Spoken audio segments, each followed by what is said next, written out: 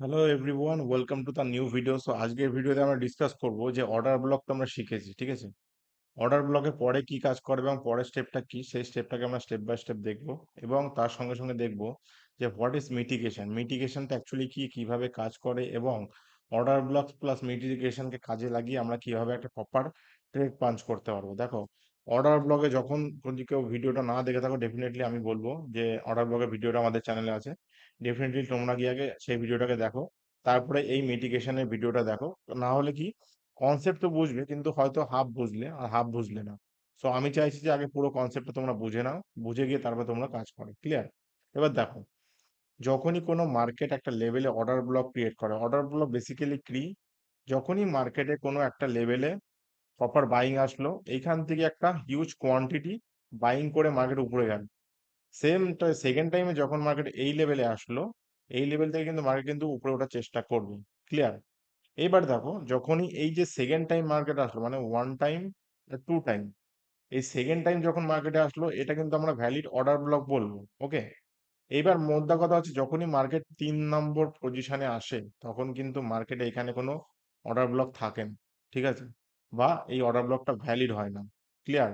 তখন পার্ট আসে আমার মিটিগেশনে। মিটিগেশন অ্যাকচুয়ালি কি, যখনই মার্কেটে সাপোজ তোমরা জানো যে একটা জিনিস ভাবো, ধরো তোমরা বায়ার, তোমরা এই অর্ডার ব্লক দেখে বাই করলে, সেকেন্ড টাইম এই অর্ডার ব্লক দেখে বাই করলে। যখন অর্ডার ব্লকে যারা পজিশন ক্রিয়েট করে, তারা যদি 100% কোয়ান্টিটি থাকে, তার মধ্যে 70% টু 60%, ঠিক আছে, কোয়ান্টিটি কিন্তু এই প্রথমে এক্সিকিউট করে। বাকি থাকলো 40% বা 30%, আমি রেকমেন্ড করলাম। 30% কোয়ান্টিটিটা কিন্তু তোরা এখানে রিকমেন্ড করবে, মানে এক্সিকিউট করবে। এইবার তাহলে কি, এদের কাছে কোয়ান্টিটি থাকলো? আর থাকলো না। এইবার যখনই তারা, মোদ্দা কথা, যখনই সেকেন্ড টাইম বা থার্ড টাইম মার্কেট এখানে আসবে, সেইটা কিন্তু আর মার্কেট মানে সাপোর্ট নিয়ে এটা কিন্তু উঠবে না, ওটা কিন্তু ফেল হয়ে মিটিগেশনে আসবে। আর এটাকে আমরা বলছি ব্রেকার ব্লক, ঠিক আছে। ওকে, ব্রেকার ব্লক। এবার দেখো, যখনই মার্কেটে এই লেভেল ক্রিয়েট হয়, আমাকে এখানে বেসিক্যালি ট্রেডটা পাঞ্চ করতে হবে কি করে, বোঝো। যখনই আমরা কোনো এইরকম লেভেল দেখবো, এরকম লেভেলের পরে আমরা সিম্পল একটা জিনিস নোটিস করব, যে অর্ডার ব্লক কতবার ক্রিয়েট হয়েছে, একবার দুবার। তাহলে দুইবার যখনই ক্রিয়েট হয়ে যাবে, তখন বলবে সেই অর্ডার ব্লকটা কিন্তু আর ভ্যালিড থাকবে না। এর পরের পার্ট আসে হচ্ছে ব্রেকার ব্লক এবং মিটিগেশন, ঠিক আছে। যখনই এই লেভেলটা মার্কেট ব্রেক করে, তখনই কিন্তু মার্কেটে কি একটা ব্রেকার ব্লকের সৃষ্টি হয়, মানে ব্রেক করছে, অর্থাৎ ব্রেকার ব্লক ক্রিয়েট হলো। ক্লিয়ার? এবার যখনই ব্রেকার ব্লক ক্রিয়েট হলো, মার্কেটে কিন্তু সবাই কি ভাবলো, যে মার্কেট কিন্তু এখান থেকে আবার সেম এখান থেকে লিকুইডিটি নিয়ে মার্কেট কিন্তু আবার উপরে উঠবে। কিন্তু সেটা হয় না। মার্কেট কি করবে, রিভার্স টানবে। কেমন? মার্কেট যখনই ব্রেকার ব্লক ক্রিয়েট করলো, যখনই মার্কেট এই লেভেলে আসলো কোনো, তখন কিন্তু কি হলো, মিট করলো, মানে অর্থাৎ দেখা করতে আসলো। ধরো তো কথার কথা, এই যে লেভেলটা, এই লেভেলটাই আবার সেম লেভেলে মিট করতে আসলো, এটাকে বলছি আমরা মিটিগেশন, ঠিক আছে। সো এইখান থেকে মার্কেটে কিন্তু আমরা সেল সাইডের পজিশন দেখবো। আর যখনই এরকম কোনো লেভেল ক্রিয়েট হবে, তখন কিন্তু আমরা বুঝবো যে মার্কেট কিন্তু already order block, breaker block create হওয়ার পরে কিন্তু মিটিগেশনের পার্টে আসবে। দেখো, মার্কেট টোটালটা একটা স্ট্রাকচারে ফলো করে বা একটা প্যাটার্নে চলে। সো সেই জিনিসগুলোকে তোমাকে আগে জানতে হবে। সেই জিনিসগুলো যদি তোমরা না জানো, বেসিক্যালি ট্রেডিং এ আলটিমেটলি কোনো কিন্তু ফায়দা হবে না। আগে বোঝো, অর্ডার ব্লকে ট্রেড করা ভালো, না ব্রেকার ব্লকে ট্রেড করা ভালো, না মিটিগেশন ট্রেড করা ভালো।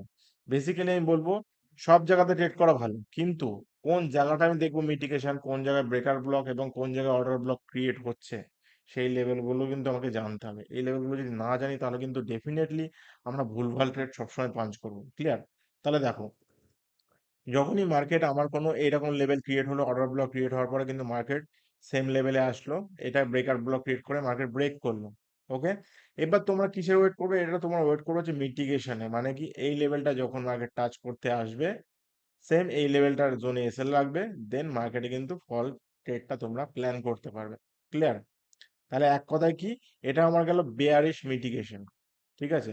এবার যদি বলি যে বুলিশ মিটিগেশন, বুলিশ মিটিগেশনটা কি, যখনই মার্কেটে কোনো এরকম লেভেল ক্রিয়েট হচ্ছে, সাপোজ এরকম লেভেল যখনই মার্কেটে ক্রিয়েট হচ্ছে, এটা আবার প্রপার একটা সাপ্লাই জোন বা রেজিস্ট্যান্স জোন আমি মানছি, ঠিক আছে। তোমরা আমার একটু পর তোমাদের আমি চার্টেও দেখাবো কিভাবে হবে।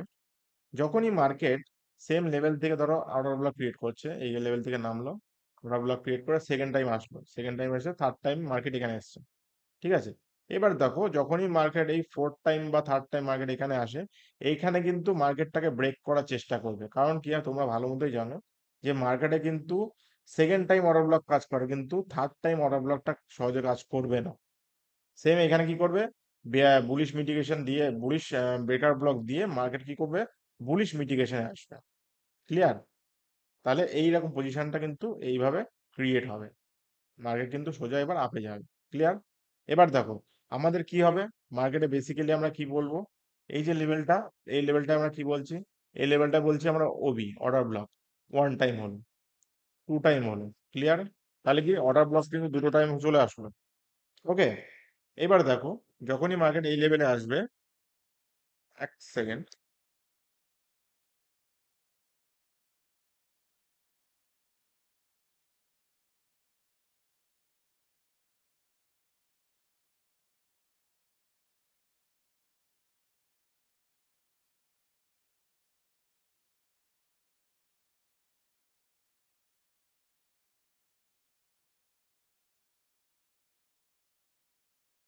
সো ওয়ান টাইম টাচ করলো, টু টাইম টাচ করলো, এবার কি, তিন নম্বর টাইম যখন টাচ করতে আসবে মার্কেট কিন্তু এটা কিন্তু করবে ব্রেক, অর্থাৎ ব্রেকার ব্লকে টাচ করবে, সেটা বুলিশ ব্রেকার ব্লক হবে। ক্লিয়ার?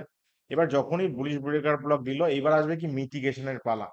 যখনই মার্কেট এই লেভেলটাকে টাচ করতে আসবে, এই লেভেলে আমাদের পজিশনটা অ্যাক্টিভ হবে, দেন আমরা কিন্তু এখানে ট্রেডটা পাঞ্চ করব ফর লং ট্রেডিং এর জন্য। এখানে কিন্তু বেসিক্যালি সবাই কিন্তু ভাববে যে এখানে কিন্তু বেয়ারিশ মোমেন্টাম আসবে, আলটিমেটলি না, এখানে কিন্তু বুলিশ মোমেন্টাম এসে তোমাদের ইজিলি টার্গেটটা দিয়ে যাবে। তাহলে বোঝা গেল যে মিটিগেশন জিনিসটা কি। দেখো তোমাদের জন্য আমি সিম্পল কনসেপ্টে ভিডিও আনার চেষ্টা করি, মানে বেশি লেন দিয়ে আমি ভিডিও কেন আনি না, যেটুকু অথেন্টিক নলেজ দেওয়ার দরকার তোমাদের সেটুকুই দেবো, তার বাইরে একটু উল্টো পাল্টা কথা আসবে না। কারণ কি, তোমরা ভালো মতো জানো যে টাইমের ভ্যালু কতটা ইম্পর্টেন্স। ঠিক আছে?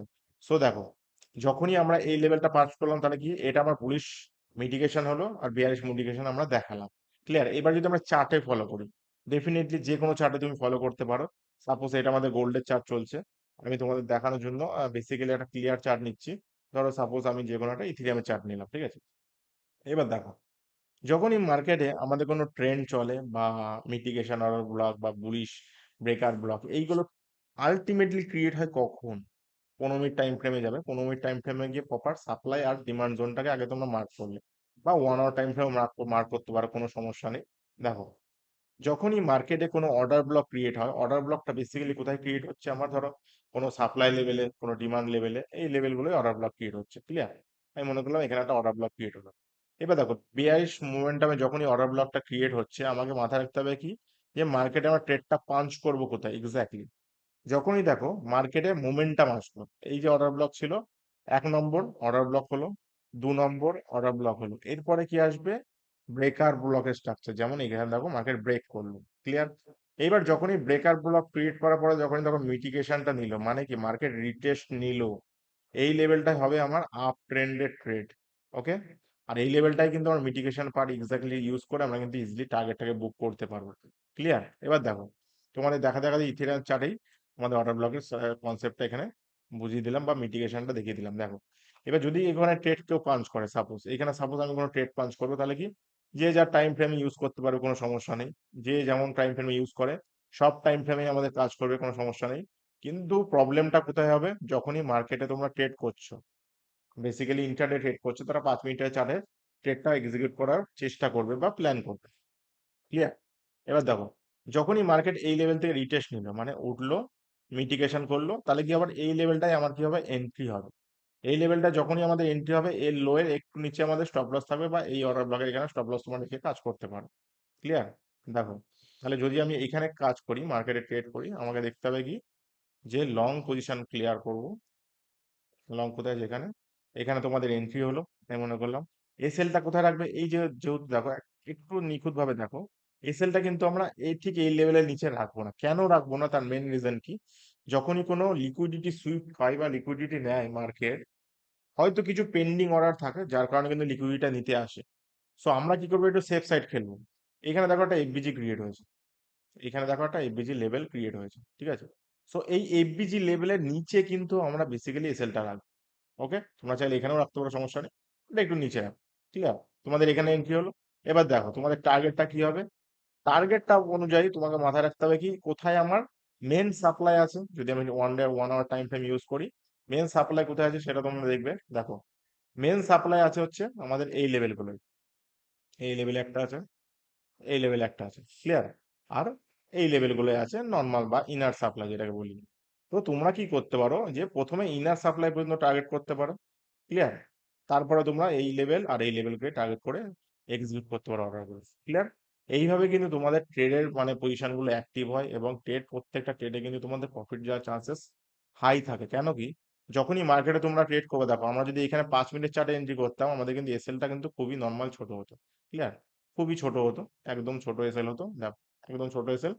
টার্গেটটা অ্যাকচুয়ালি দেখো, টার্গেটটা দেখো, বোঝা গেল? এই যে এইভাবে যে 12 পিপসের মাত্র এসএল নিয়ে তোমাদের টার্গেট যদি বলো যে একদম 132 pips, it's more than enough আমি মনে করি। যখনই মার্কেটে কোনো ট্রেড করবে, বেসিক্যালি বুঝবে কি যে মার্কেট কোথায় অর্ডার ব্লক করছে। যদি তোমরা অর্ডার ব্লক মিটিগেশন এবং ব্রেকার ব্লক হিসাবে কাজ করো, তো সেই লেভেলগুলোকে কিন্তু তোমরা আইডেন্টিফাই করবে, ক্লিয়ার? চলো, থ্যাংক ইউ সো মাচ, দেখা হবে নেক্সট ভিডিওতে। ততক্ষণ জন্য সবাই সবাই খুব ভালো থাকবে। আর যারা যারা বেসিক্যালি আমাদের ভিডিওগুলো দেখো, আমি রেকমেন্ড করবো আমাদের চ্যানেলে যাও, গিয়ে প্রপার ভিডিওগুলো দেখো এবং শেখো, নলেজ নাও। নলেজটাও আমি বলি খুব ইম্পর্টেন্ট, আগে নলেজটা নাও, তারপরে মার্কেটে ট্রেডিং এর নামার চিন্তা ভাবনা করো। প্লাস আমি একটা বোনাস পয়েন্ট আরো দিতে চাইছি তোমাদের, যারা ভাবছে যে ট্রেডিং করবে বা ট্রেডিং শিখতে ইচ্ছুক, তারা কিন্তু ডেফিনেটলি আমাদের হেল্পলাইন নাম্বার আছে, এই নাম্বারে কন্ট্যাক্ট করে করতে পারো। ডেফিনেটলি আমাদের টিম তোমাদের গাইড করে দেবেন, ক্লিয়ার? আমি নাম্বারটা তোমাদের এখানে ইনপুট করেও দিচ্ছি, ঠিক আছে? এই নাম্বারে যদি তোমাদের কেউ ইন্টারেস্টেড থাকে যে পার্সোনালি গাইডেন্স নেবে, তো ডেফিনেটলি সে নিতে পারে, বাধ্যবাধকতা কিছু নেই। আর হ্যাঁ, আরেকটা জিনিস কি যেটা বলতে চাইছিলাম, যে মার্কেটে যখনই তোমরা ভাববে যে কোনো একটা মানে প্রফেশনটাকে ট্রেডিং হিসাবে দেখবে, তো সেখানে দাঁড়িয়ে কিন্তু তোমাদের একটা ব্যাকআপ ইনকাম সোর্সের প্রয়োজন। Believe me guys, backup income source কিন্তু না হলে তোমরা কিন্তু এখানে সাস্টেন করতে হয়তো বা পারবেন। সো আমি একটা রেকমেন্ড করবো হাইলি, যে কোনো ছোটখাটো জব যে কোনো কিছু করো, সাইডে একটা ব্যাকআপ ইনকাম প্ল্যান রেডি করো, দেন তারপরে ট্রেডিং এ শিফট করো। মানে তোমাদের একদিকে দিয়ে ইনকামও আসবে, প্লাস কি হবে, আমার ট্রেডিং এর জন্য ফান্ডটাও আস্তে আস্তে জোগাড় হবে, ক্লিয়ার? চলো, রাধে রাধে, দেখা হবে নেক্সট ভিডিওতে।